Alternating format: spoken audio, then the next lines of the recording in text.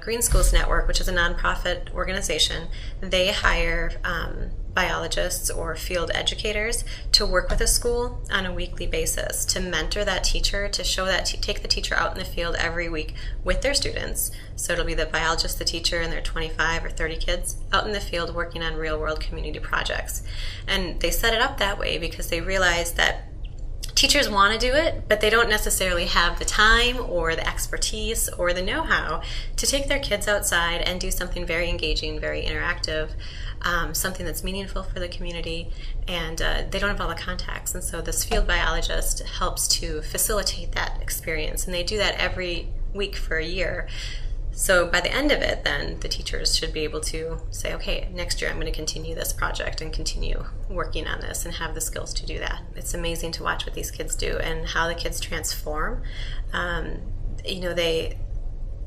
Kids will often sit back and just be passive receivers unless you ask them to be engaged, unless you require that they're engaged. And then all of a sudden, they not only are engaged, but they're empowered, and they say, wow, I can make a difference in my community. Look at what I did here. We had a school in Appleton over the last 2 years just reclaim a former trash dump in their city park. They actually just literally stumbled across it one day when they were taking a shortcut to get back to school, and they found this ravine, and it was attached to the park, but it was just completely vandalized and littered, and it literally used to be a trash dump. And the kids came across some wetland plants, and they're like, oh, I wonder what used to be here. I wonder what this site used to look like. And it was adjacent to the Fox River. And so they started to investigate it, and they pulled out old maps. They started getting history from the neighbors, and they learned everything there was to know about this site. They wrote a grant to State Farm, to the Youth Advisory Board. They got like $64,000 to restore this site.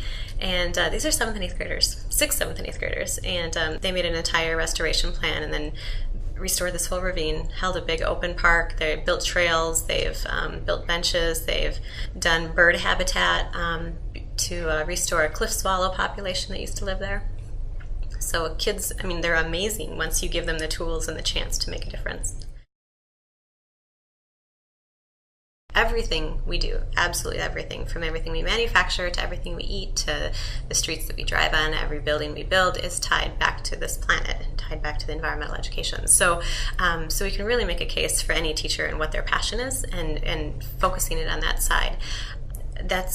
We need to help them connect the dots. Otherwise, they think of the world like we teach it. They think of the world like English and math and social studies and science, and they don't necessarily see how they all connect. So by using the environment as that context, we can help them connect the dots better.